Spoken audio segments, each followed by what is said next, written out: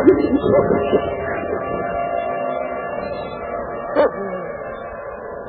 listening to the Hour of the Time. I'm your host, William Cooper. Spend the night in Dreamland. Dreamland? Well, I bet you never heard that musical selection before. I never heard it before until it arrived in the mail. It's a tape album full of that kind of music and lyrics. It's very well done, and I have to compliment the people who made this tape. Let me see here. A51, Jackson Entertainment Records, 1993. A51, Jackson Entertainment Records, 1993. If you want to go look for it, it's worth the hunt. At least it's worth the hunt for me. It may not be for you. Years ago, many years ago, back in 1972, I was sitting at my desk at about 4:30 in the morning at the headquarters of the Commander-in-Chief of the United States Pacific Fleet, arranging the information that had come in over the last 24 hours into a logical order so that we could prepare a briefing for the Admiral and his staff, which would take place later that morning. Among the papers I found on my desk was a document entitled Operation Majority, and it was not the entire paperwork involving this operation, but was merely a synopsis of the operation and projects contained under it. One of these projects was called Project Red Light. The purpose, according to this document, was to back engineer captured extraterrestrial technology for adaptation into the United States space program. Now, I've since come to believe that the extraterrestrial portion of all of this is nonsense, but that the technology is real. I believe that many of us were shown these documents over the years so that later we would talk about it. I mean, how can you keep the existence of extraterrestrials, if they were real, a secret? And how could anyone keep quiet knowing that they had seen documentation, official government documents labeled top secret, that expressed that these extraterrestrials were real and had visited this earth? Well, years later, I wanted to find out just what was true and what was false about all of this. I came forward and told the world what I had seen in those documents. And a strange thing happened, ladies and gentlemen. As long as I tended to agree, and initially I did, as long as I tended to agree that extraterrestrials were real and what these documents said was true, people flocked to me. Everywhere I went to speak, thousands and thousands of people came. It was absolutely incredible. But, you see, I didn't leave it there. I wanted to know just how true all of this was, and I began a program of research to find out if extraterrestrials were real. The first thing I did was collect every bit of documentation that I could find, both from the Freedom of Information Act, from the research of others, from books that had been printed on the subject of UFOs, and of course through my network of friends in the intelligence community. What I discovered was amazing. What I discovered, ladies and gentlemen, is that there has been a plan in existence since about 1917, and probably before that, to create an artificial extraterrestrial threat to this earth in order to create a one-world totalitarian socialist government. One of the first documents that I found in my search was this one. The Imperial Japanese Mission 1917, a record of the reception throughout the United States of the special mission headed by Viscount Ishii.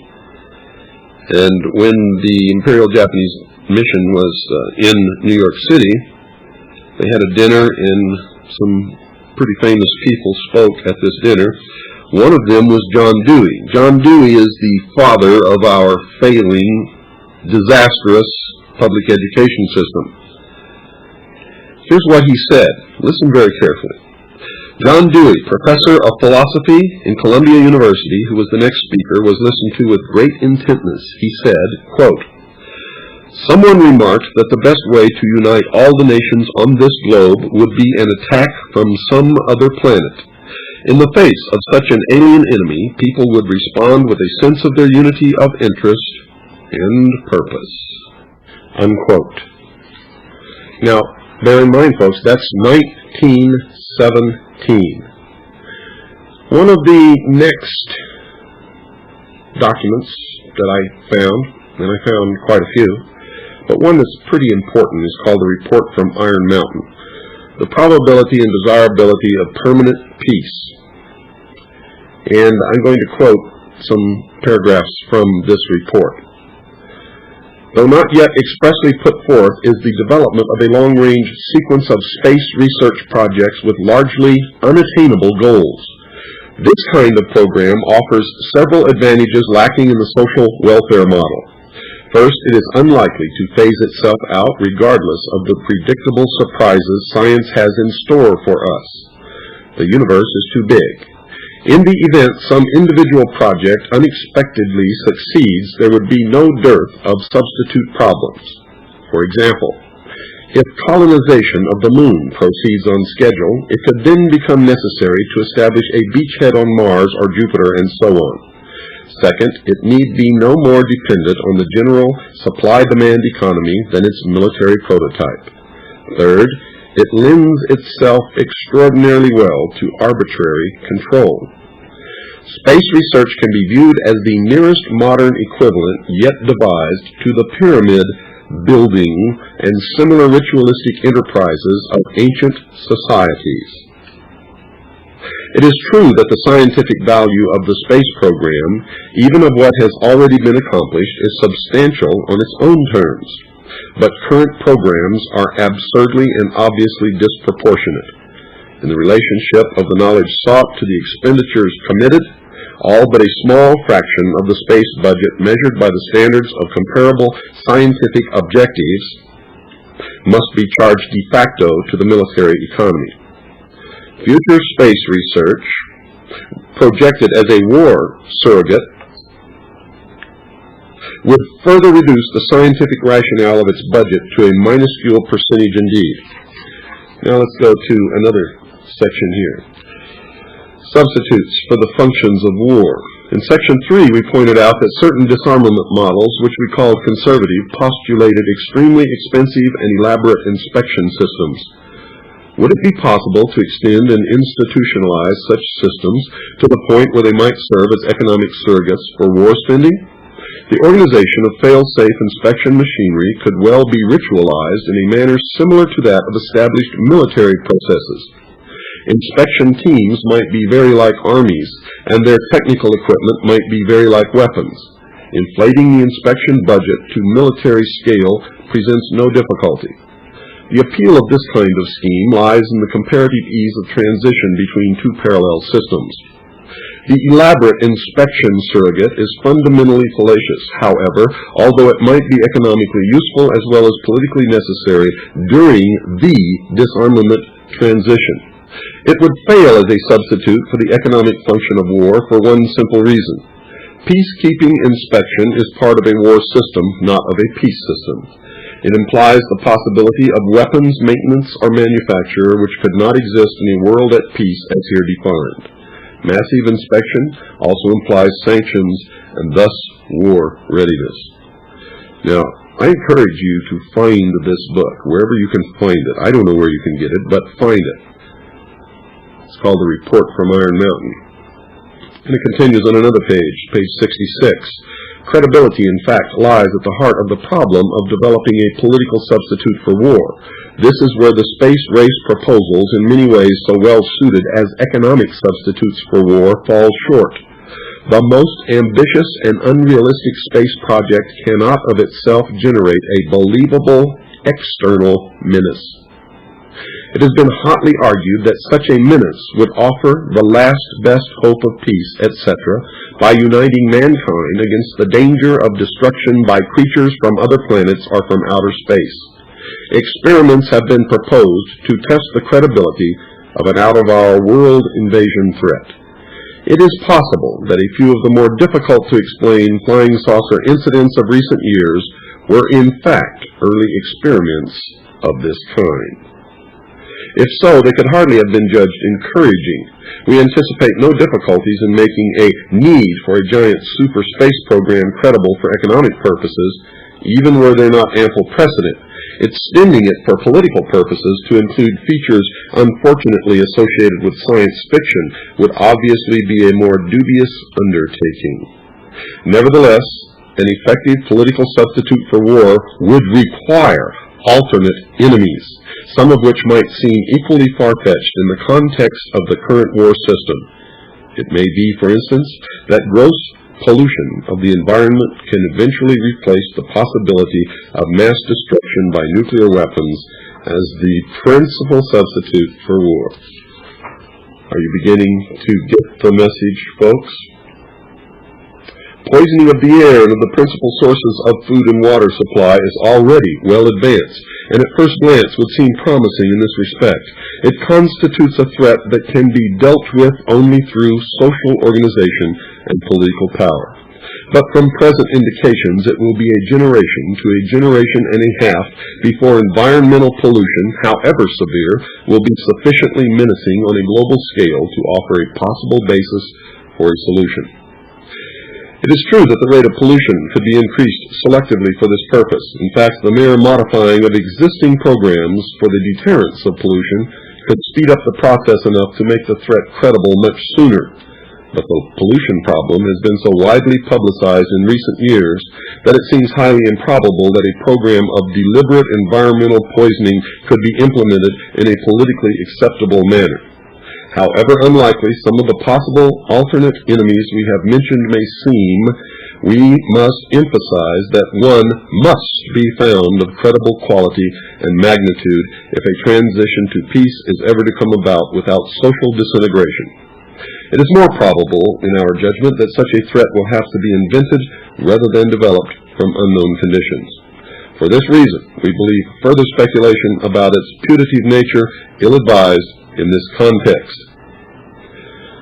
Ladies and gentlemen, they have created so many alternate enemies in order to bring about their one-world totalitarian socialist state that we don't know which enemy to turn to, which enemy to believe is real or is false, or whether to just toss them all out on their ears. And I think that that is probably going to be the best solution. Disarmament is no accident. All of these bills in Congress to take away our weapons is no accident. The intentional environmental pollution of our lakes, rivers, streams, oceans, forests, everything is no accident, as you just heard. These things were planned many, many years ago. All the bombardment of the public with movies about flying saucers in the 50s, right after the United Nations Treaty was signed and the UN Participation Act was pushed through Congress, and all of the incidents since that have convinced the majority of the American people that flying saucers are real and extraterrestrials exist, and that flying saucers are from an extraterrestrial origin. Don't believe it? Look at the last Gallup poll that asked the question, do you believe extraterrestrials are real? Do you believe that they have visited the Earth? Do you believe that UFOs are extraterrestrial in origin? The answer to all of those questions was overwhelmingly to the positive, or yes. This is a product of the inculcation into the collective minds of the people of the world that flying saucers are real and that they are of extraterrestrial origin. This is being promulgated in many ways, by television commercials, in the movies, in the newspapers, by creating incidents either real or imagined, either promulgated or of genuine extraterrestrial origin. You see, we, the average, everyday Joe Blow, has no capability whatsoever to find out whether this is real or whether it is just another ruse to bring about the New World Order. I believe, because of my research and because of the extensive documentation that I have found and that is in my book, that this whole scenario has been created to give us an artificial alien threat from outer space. During the Reagan administration, he made 6 speeches. At the ends of these speeches, I mean, he made more than 6 speeches during his administration. I don't want you to think he just made 6. But he made 6 which specifically talked about a threat from outer space by some other species from some other planet. 6, ladies and gentlemen. Why would the president repeat the same thing 6 times, tagged on to the ends of speeches by him? The speechwriters did not put that in the speech. Ronald Reagan added it himself. One memorable television broadcast of Ronald Reagan and Mikhail Gorbachev together, Ronald Reagan stated that they had agreed in private that if the Earth was attacked by some other species from some other planet, the United States and the Soviet Union would combine their military forces to repel such an invasion. Mikhail Gorbachev walked to the microphone and said, although he could not foresee anything like this happening in the near future, if it did, that Ronald Reagan was right, we would combine our military forces to repel such an invasion. Coming from the leaders of the 2 greatest, most powerful nations on the face of this earth, this was a powerful suggestion to implant into the minds of the people of the world that there really is a threat from some other species, from some other planet to this earth. Now, is that true? Or is this just a part of a plan to make us believe in this threat in order to get us to put away our national boundaries, to accept whatever sacrifices are called upon us to accept in order to face this threat from outer space? Now, you people out there have been ignoring the UFO phenomenon for too long. You have been ignoring this abductee phenomenon for too long. It has all the earmarks of the most successful, most sophisticated mind control operation in the history of the world, and you are ignoring it.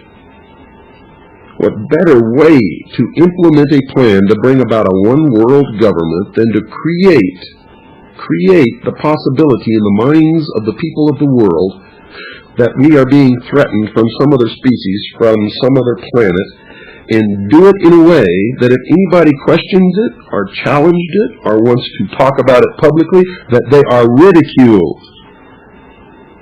Yet, the idea persists despite the ridicule.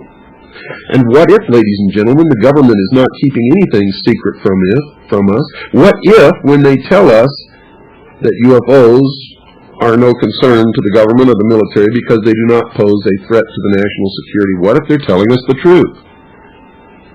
What if they're telling us the truth because it's their technology? It's our technology and there are no extraterrestrials, therefore it does not impose a threat to the national security. But yet the very idea of the government telling us that implants in our minds that the government is withholding information on UFOs. And that could also be true, but in a way that you would never expect. You see, when they tell you UFOs do not exist or can be explained away as natural occurrences and natural explanations, they could be telling us the truth. For you see, to them, there are no UFOs. To them, this technology is understood and clearly identified as being theirs. So when you ask them a question about UFOs and they say there are no UFOs, UFOs do not pose a threat to the national security, ladies and gentlemen, I believe they are telling us the truth in the context of the information that I have just given you. Do we have such advanced technology? Are there secret military bases called one called Area 51? Could there be a mesa somewhere with the airfield of the future built into it, from which flying discs using a new propulsion technology make forays out into the night? Yes, ladies and gentlemen, I believe that there is. And I have proven the existence of one in my video documentary called Project Red Light, and then again in Project Red Light 2. Project Red Light is no longer available, but Project Red Light 2 certainly is. And if you write in and ask for information, we'll send you an information pack telling you how you can get a copy of that video documentary. This base exists in the desert of Nevada on land allotted to the Atomic Energy Commission, the most super secret agency that there is. So finding out anything about this area called Area 51 or Groom Dry Lake is next to impossible. When we tried to get satellite photographs of the area, we could not obtain any from the United States of America. So we went to the Soviet Union and obtained a satellite photograph of the Groom Dry Lake facility. A facility that up until recently the United States government and all its agencies denied existed. No one would take credit for it. No one would tell us who operated this facility. No one would tell us what was out there.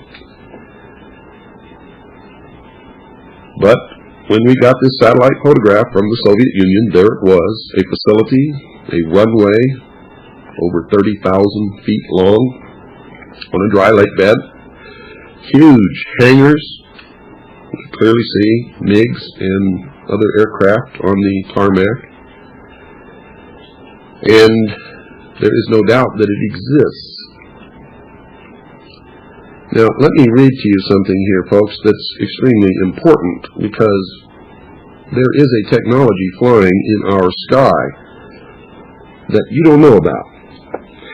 You see, quite a while ago in California, they began to have these strange earthquakes, but they weren't really earthquakes. You see, they were skyquakes. They were caused by some tremendous sonic boom of some tremendously fast aircraft flying at a very high altitude that nobody could see.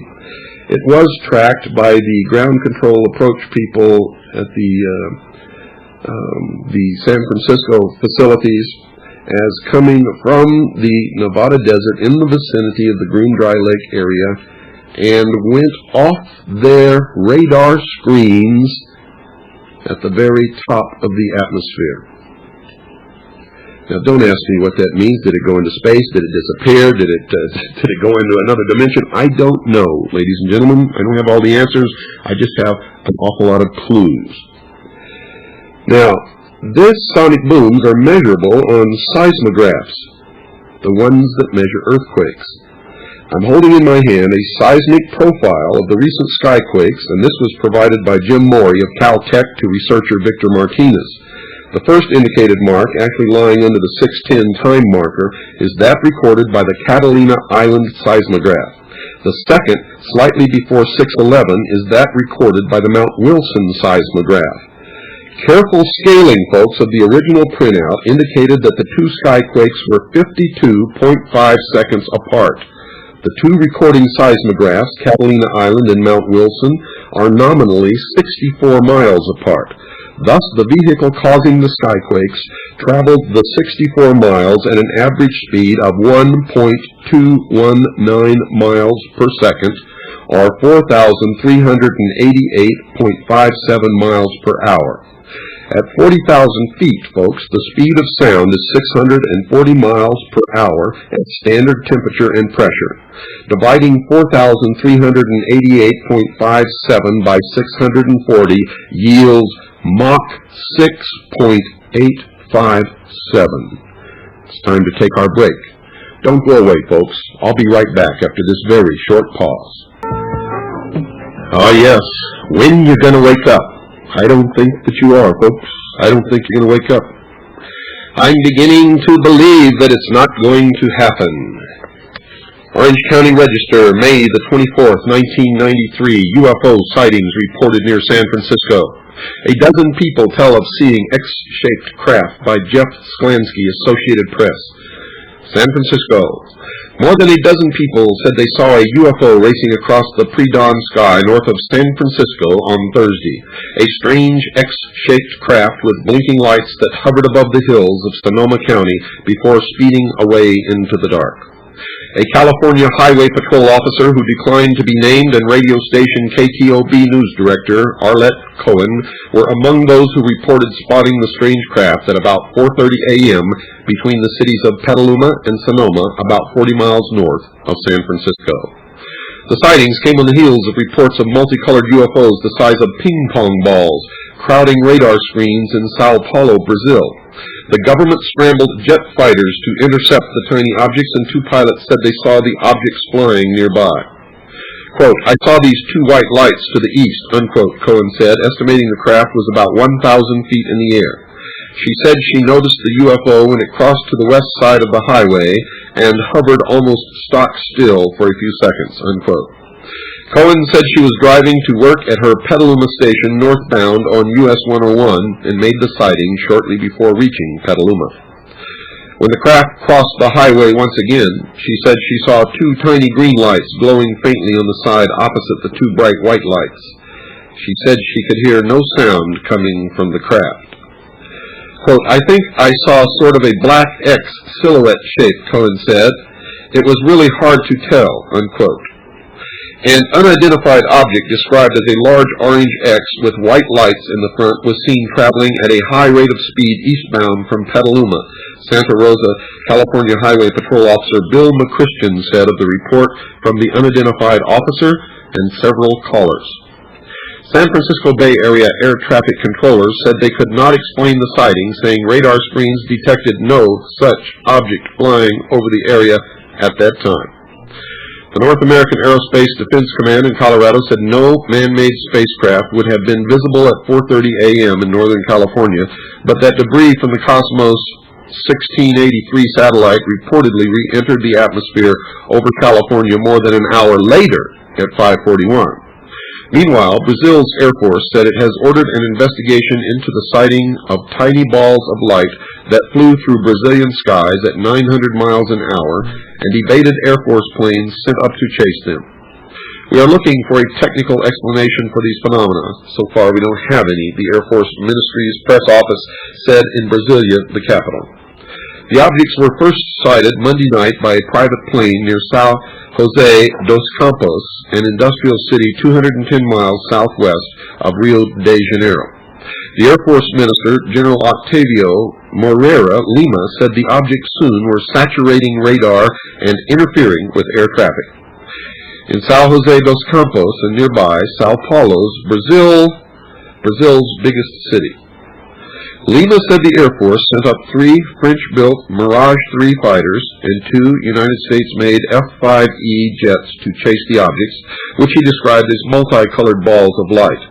Instead, the objects pursued one of the planes, he said. One of the pilots reported that 13 of the objects accompanied his aircraft, 7 on one side and 6 on the other, the minister said.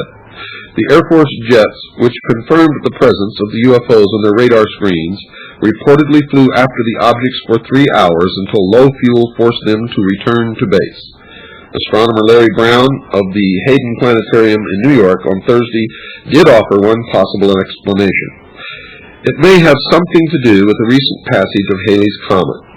There's a lot of dust in the air, and when it hits the Earth's atmosphere, it burns brightly. And this is the kind of bullshit that they throw at us. Now, you just heard the reports of all those people, the reports of the jet pilots, and this guy says that it may have something to do with Halley's Comet. There's a lot of dust in the air, and when it hits the Earth's atmosphere, it burns brightly. Wake up, people. Not bird, not plane. Orange County Register 3593. A strange, unidentified flying object was observed for more than an hour in the sky over Shanghai on Tuesday, the Zenmin Evening News said Thursday. The newspaper quoted witnesses who said they first saw an orange-colored man-shaped object at 7:05 p.m. After 20 minutes, the figure's head radiated red light and its body glowed yellow as it sent out green tendrils. The newspaper said. Slowly, the figure changed into a giant mushroom and eventually disappeared. Now, you may be sitting there laughing, folks, but hundreds of people witnessed this happen in the sky. Holographic projection? Possibly. Secret technology? Possibly. Extraterrestrial visitation? That also. is a possibility. Although, if my television set was broken, I would not travel 400 light years away to find the answer, or even 2 light years away to find the answer. I believe the answer to all of this is right here on this earth. I think a lot of us are being used, abused, a lot of disinformation, lies, and other assorted stuff being thrown at us to convince us that there's an extraterrestrial threat.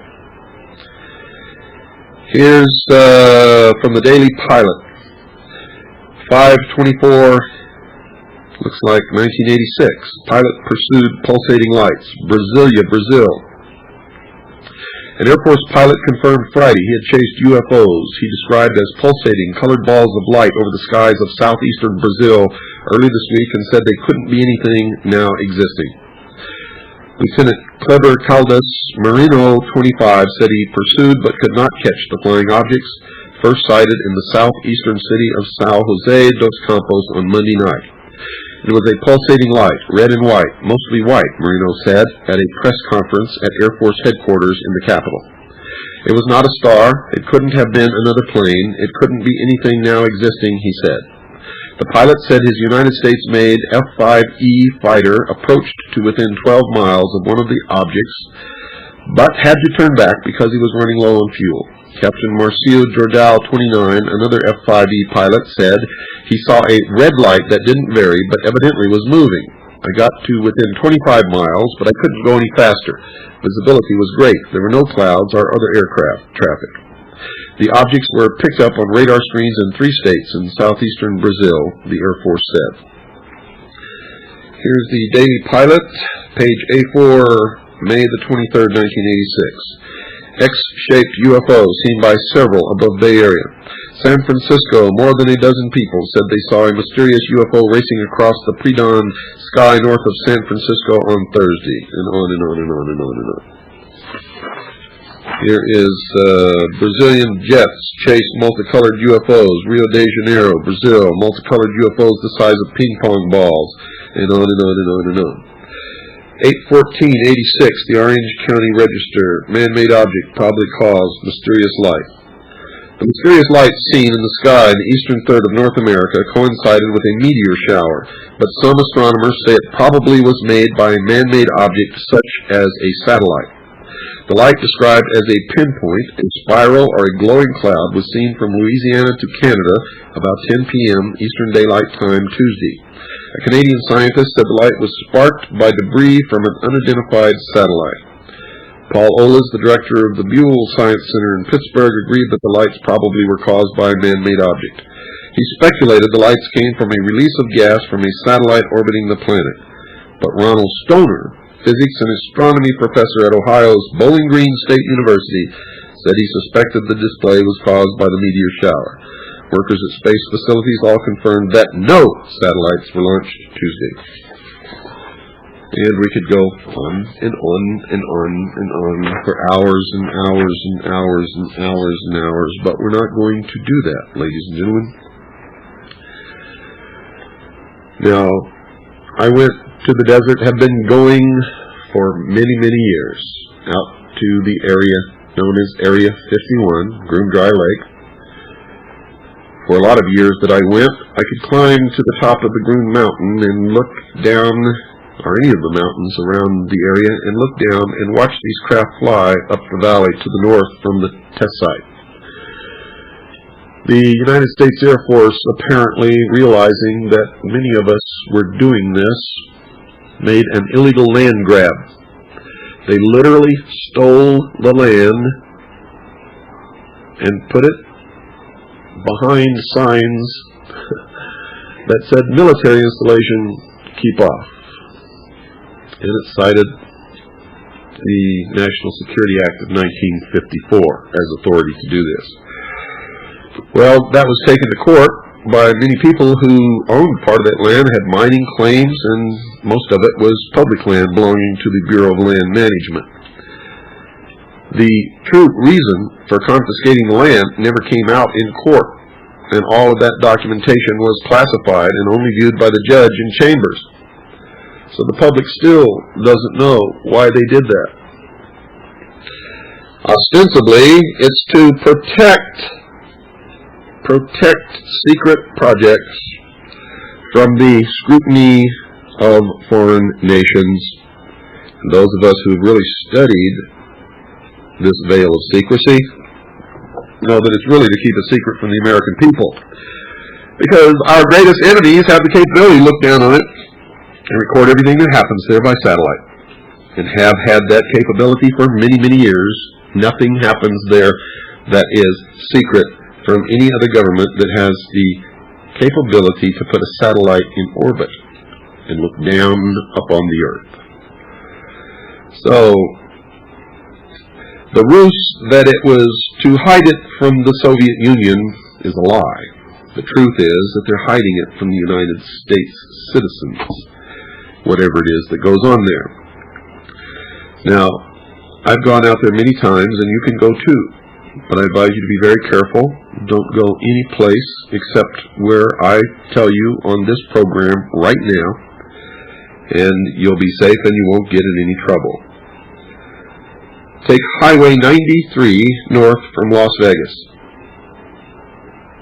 You'll notice that for long stretches of highway and for long periods of time, you will be the only car out there. You won't see anybody else. For many years, this was one of the most desolate spots on this North American continent, and that's why they put these test sites out there, because nobody ever went there. Just after going through a little town called Alamo, you will reach an intersection of Highway 375 and 93. Turn left on Highway 375, and within just a couple of blocks, a quarter of a mile probably, you will reach another Y in the road. Take the left fork and continue on Highway 375 up over the top of a mountain, and when you get to the top, you will notice that there's a sign there that says Hancock Summit. Go down the other side, ladies and gentlemen, and you will be looking down on the Tikaboo Valley. The Tikaboo Valley. You will notice that this valley is absolutely desolate. Nothing there except a small ranch right about in the middle of this valley. And as you travel across the valley on Highway 375, look to the left. Keep looking to the left. Right beside the road, you'll see a mailbox, a black mailbox. Now, if you continue on Highway 375, you'll go over the top of another little mountain called Coyote Summit. And as you go down the other side, you'll see that there is a mobile home town just right there in the middle of nowhere. And most of these people who live in that little town, called Rachel, work at or for the test site. Some of them are prospectors. Some of them run little businesses there. And on the other side of the town, you will see a place called the Little Ailey Inn. You can get a room there. I suggest you call in advance, Rachel, Nevada, Little Ailey Inn. The area code is 702. Call the information operator. They'll give you the number. Talk to Pat or Joe. Tell them I send them my love, and ask for a reservation for a room before you go for the nights that you're going to be going. Now, I recommend, folks, that if you want to see this technology fly, that you take at least a week.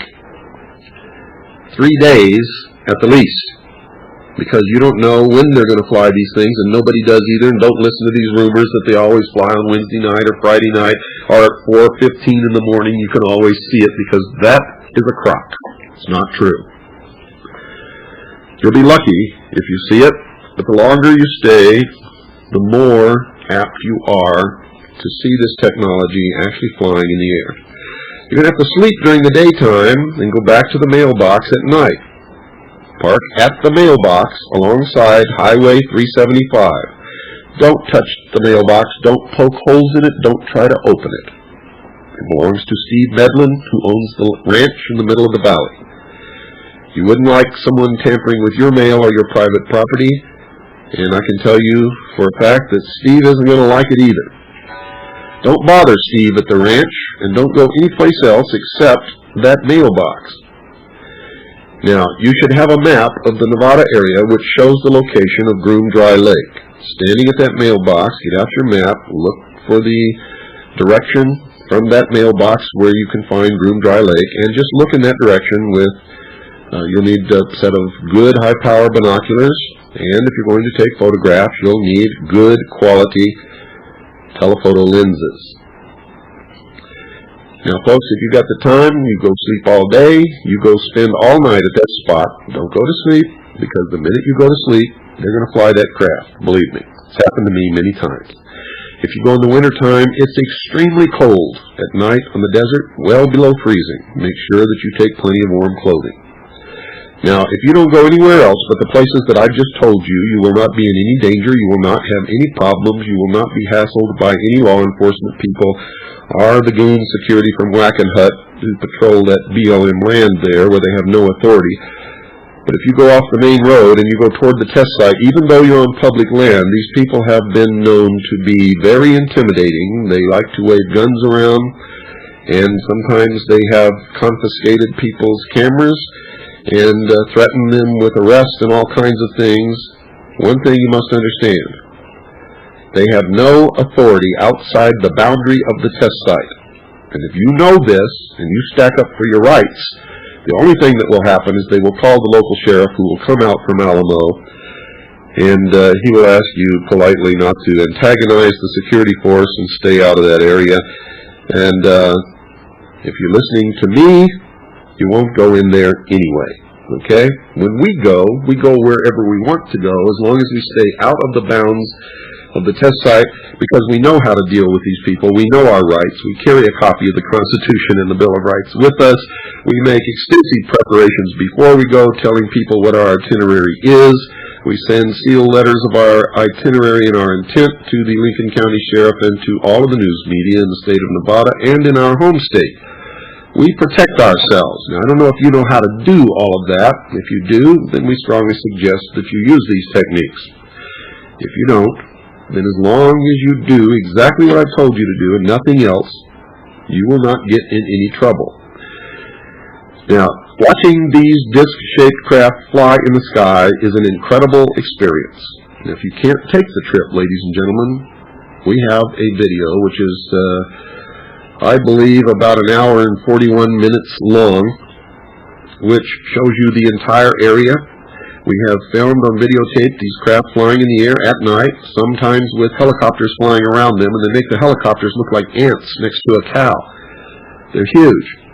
We also have on this videotape the only video that I know of in existence of a huge cigar-shaped craft hovering in daylight over the test site, and it moves into a cloud bank and disappears. It's incredible video footage that we got. We also have footage of the black helicopters and of the little alien, and even some of the aircraft flying in their maneuvers, which are incredible. We've been literally knocked to the ground by jet fighters flying just a few feet above the ground, who flew right over us on one occasion. So, if you want to go and have fun. If you can't go and you want to order our video documentary, order Project Red Light 2. If you're a CAGI member, it's $35 post-paid. If you're not a CAGI member, it's $75 post-paid. Folks, I hope you've enjoyed tonight's program. Please wake up. Please don't ignore this UFO business or this abductee business, and we may talk about abductees on other nights. It's serious. And it's causing us to think in a way that could be dangerous to our individual freedoms. Call Swiss America Trading right now, folks. Don't forget, call Swiss America Trading right now, 1-800-289-2646. That's 1-800-289-2646. You'll be glad that you did. Good night, and God bless you all.